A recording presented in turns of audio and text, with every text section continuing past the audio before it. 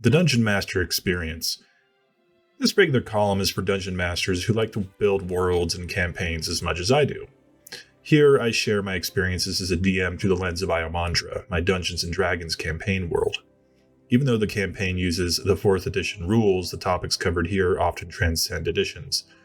Hopefully, this series of articles will give you inspiration, ideas, and awesome new ways to menace your players in your home campaigns. If you're interested in learning more about the world of Iomandra, check out the wiki. Dungeon Master for Life, Chris Perkins. Host Mortem, 5/19/2011. Wednesday night. This week's session kicks off with a quick recap of the previous week's game.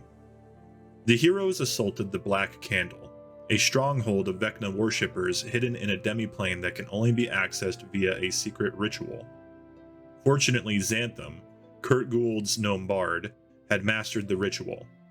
Unfortunately, the Vecnites themselves, masters of secret lore, were more than prepared for the party's arrival.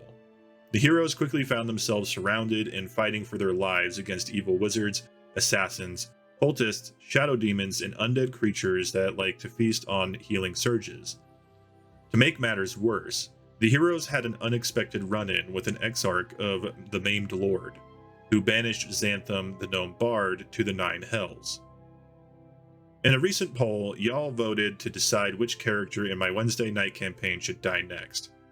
The votes were tallied, and Xantham, the gnome bard, won by a landslide. Perhaps it was fate, but even before we knew the final results of the poll, events of the campaign had already conspired against Xantham. Kurt Gould was forced to wait a whole week to find out whether Xantham would return from the Nine Hells in one piece. His anxiety only grew once the poll results were tallied. Fortunately for Kurt, I'm not the sort of DM who kills characters solely based on poll results. Honestly, my players are quite capable of killing off their characters, and sometimes each other, without my help. That said, I have been known to torture my players' characters from time to time. Just ask Rodney Thompson. Many levels ago, the Wednesday night heroes faced a similar situation where they attacked an elemental weapons foundry and found themselves overwhelmed. The characters were knocked out, except for Andrew Finch's character who fled.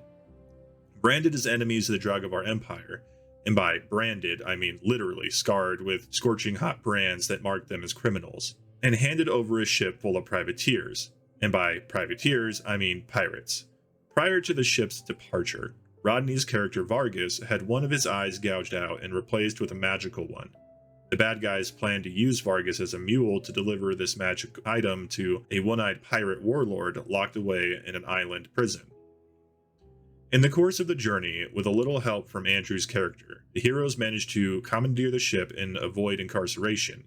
Yet the pain and mutilation inflicted upon Vargas would be the beginning of a new arc for that character, one that would carry Vargas through many levels, even tiers of play. Rodney seized upon the opportunity, transforming Vargas into an Avenger dedicated to wiping out those who maimed him. The eye not only gave Rodney a new magic item to play with, but also a new enemy to look forward to, the aforementioned pirate warlord, who was recently released from prison and not surprisingly wanted his magic eye back. A little pain goes a long way, which brings us back to poor Xantham. After making Kurt wait a whole week to learn the ultimate fate of his character, I took him aside at the start of the session and told him that upon arriving in the Nine Hells, Xantham was taken prisoner by a coven of night hags, whereupon he became their favorite plaything. After 6 years of torture and abuse, this being a PC-rated blog, I'll spare you the horrific details. Xantham was returned to his companions at roughly the moment he was spirited away. Kurt was stunned, to say the least, but his horror turned to elation. I had just given him a campaign's worth of role-playing material to work with. Xantham, the cheery sing-along gnome bard, would never be the same. Alas, Xantham died later in the session. Fortunately, he was carrying a potion of life, which another character poured down his throat in the nick of time. In what can only be described as a cruel twist of irony, we managed to make good on the poll results while also keeping Xantham in the game. It's also worth noting that one of the Vecnite assassins had a quiver stuffed with 7 crossbow bolts of slaying, 1 bolt for each character in the party. The The Vec Knights had plenty of time to study the heroes' weaknesses and craft these menacing magic items, so this didn't seem beyond the realm of reason. Here are the stats I created for these busted items, in case you're curious.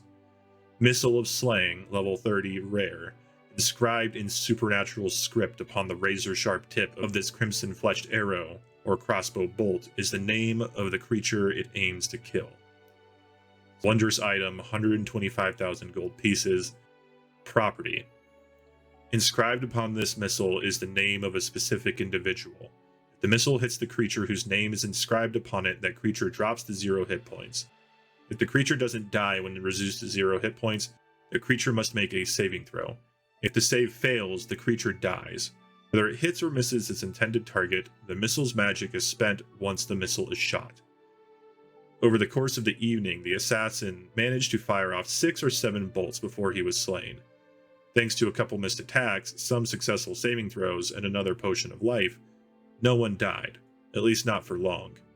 Ironically, the only bolt that wasn't shot was the one with Xanthan's name on it. Lessons learned.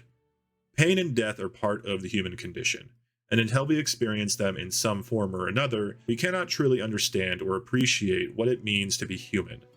I don't have enough fingers and toes to count the number of books, comics, movies, and television series that use death and near-death experiences as catalysts for character development. In all forms of storytelling, pain and death fuel character development, and D&D is all about character development. Without it, pain and death are largely meaningless. When I hear DMs complain about the pointlessness of death in their D&D campaigns due to the preponderance of raised dead rituals and other quote-unquote cheats, I wonder if maybe they're missing an important opportunity. On the other hand, I'm also told that 4th edition characters are hard to kill. I can accept that. It's particularly true if all they face week in, week out are encounters comparable to their level. For me, I like to give my players' characters the full range, from easy to harrowing. While I don't believe it's the DM's job to kill characters, I do get a morbid kick out of watching my players scour their character sheets in sweaty desperation, looking for that one half-forgotten power or magic item to save their bacon. I often plan sessions in which the characters might, depending on their choices and actions, find themselves fighting more than one encounter's worth of opponents at once. I run a deadly game of D&D, and yet more often than not, the heroes prevail. Desperation begets imagination, and when it comes to staying alive, my players can be very imaginative. To summarize, never underestimate the death-defying desperation of player characters, and pain and death can trigger great character development. Those of you who follow the Penny Arcade podcast know what I am saying is true. The death of Eophel, Will Wheaton's character, at the end of the 3rd series spawned an entire adventure built around his triumphant return. Ye gods, if you want to see character development at its finest, check out the PAX 2010 Celebrity Game podcast. When a character dies, it's either a momentous event or a momentary inconvenience depending on the campaign. My goal as a DM is to remind players that even in a world with raised dead rituals, pain and death can still serve as fodder for good characters' development. Scars, nightmares, the thirst for vengeance, the undying enmity of the Raven Queen.